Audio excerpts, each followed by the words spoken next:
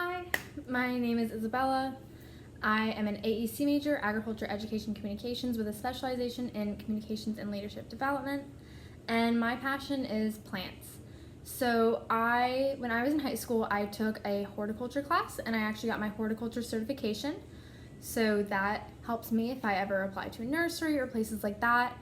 And then straight out of high school, I started working at this place called Orchard Supply Hardware, which is kind of a daughter company to Lowe's. So that actually got sold in the time that I was there, but it helped me in my education of plants and the things that I know and how to take care of Florida native plants, and also a lot more household plants because my original certification was only in landscape plants. So I actually am kind of an avid collector of plants, which sounds silly, but you can order them online on places like Lowe's. But there's also a really great nursery here in Gainesville. I think it's just called I can't remember the name, but I have gotten, actually only one of the plants I'm going to show you I got there. One of them is a cutting that I got, and one of them is actually one of the agave on campus. So this first one is one that I really love. I'm going to be using common names because I don't know all the scientific names. But so this is a teddy bear vine. You can see he's got very soft and fuzzy like leaves. And he's really great. I had one before and my mom killed it because they're quite cactus-like, so they don't require a lot of water. He's got a lot of pieces of like mulch and stuff in here to keep the drainage moving.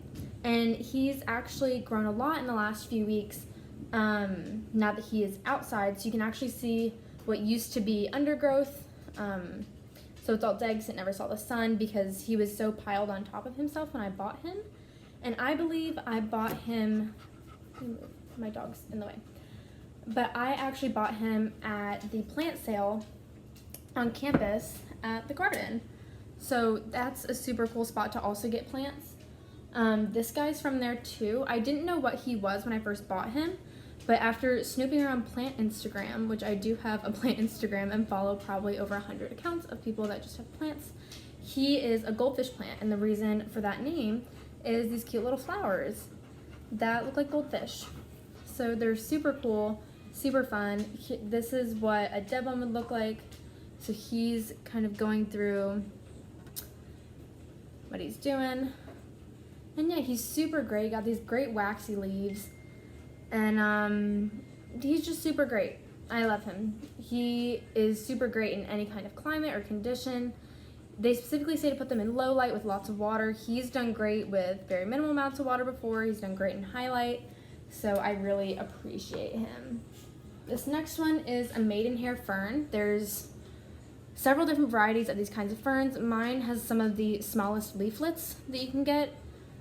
Here's what some of her new growth would look like. Super great.